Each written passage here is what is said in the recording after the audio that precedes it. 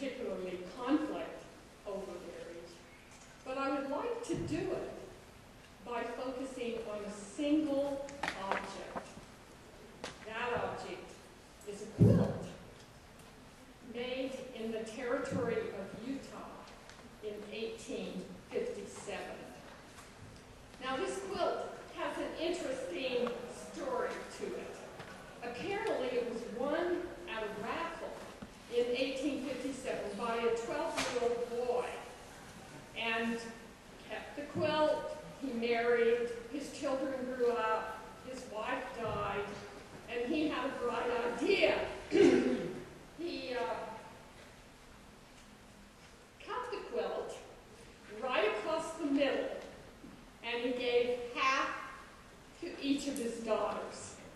And these two halves of the quilt lived separate lives for another century, and people lost track of where these two halves were.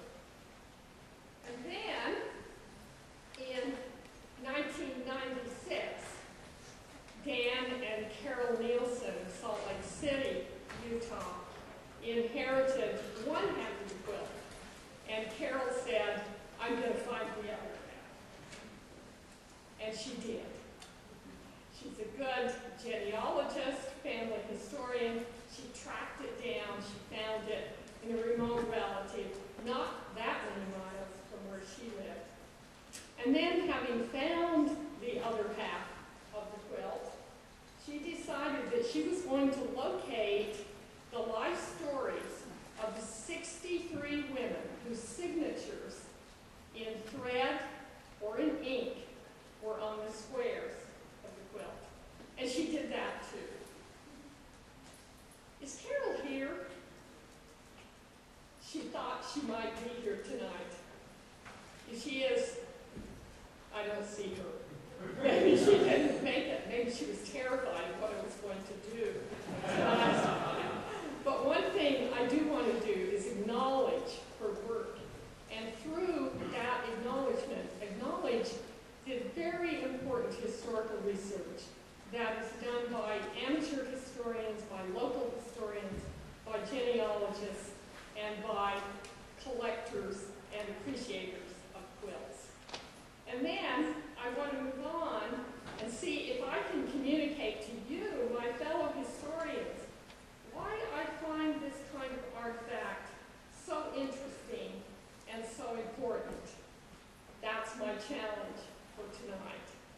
And maybe we could begin with the date, 1857. I think for many of you in the room, you will recognize that as a pretty important year as landmarks go. Depending on your field, you might think about the Dred Scott decision in the United States, the Great Mutiny against British rule in India, filibustering in Nicaragua, the Divorce and Matrimonial Causes Act in England, apocalyptic cattle killing in South Africa, or the publication in France of Gustave Flaubert's great novel of adultery, Madame Bovary. I want to argue tonight that the quilt focuses attention on a different mix of race, imperialism, insurrection, religion, sex, and the law. All of those things coming together in public outrage over the practice of polygamy by members of the Church of Jesus Christ of Latter-day Saints, or Mormons, who, of course, inhabited and ruled in the territory of Utah. To their antagonists, the Latter-day Saints were not just sexual deviants, they were aliens. In the words of Representative Justin S. Morrill of Vermont, under the guise of religion, this people has established and seek to maintain and perpetuate a Mohammedan barbarism revolting to the civilized world. Novelists and the New Illustrated Weeklies took up that chorus, linking Utahns with Turks, Africans, and Indians on both sides of the world.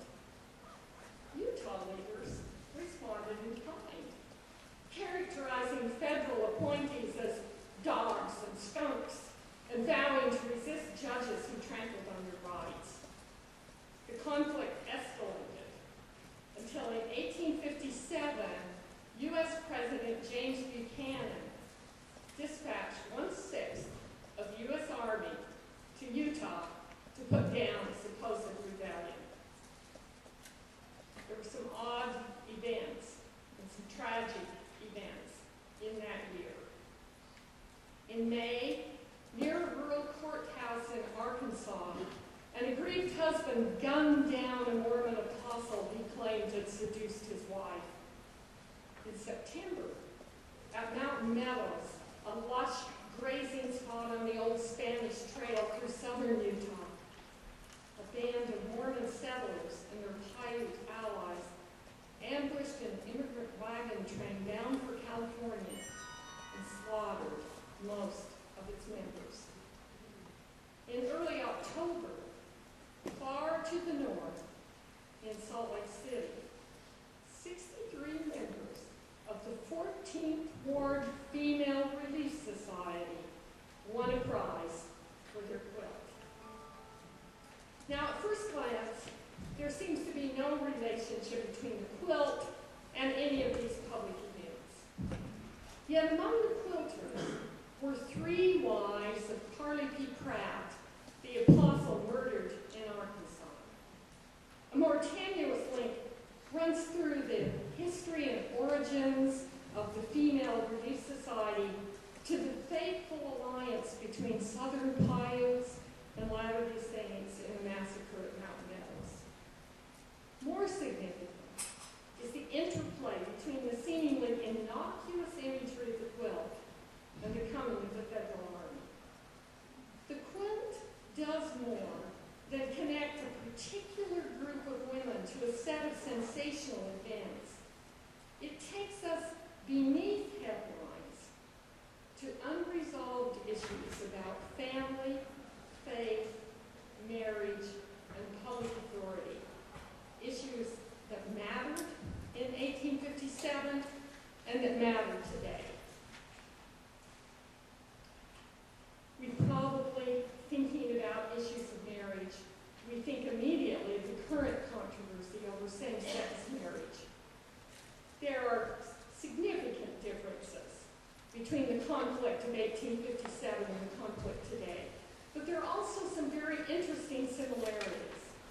Both conflicts involved a struggle between local and national authority, and between minority rights and majority rule, as they were understood in the United States. In 1857, as today, people grounded their arguments in biology, in scripture, in politics.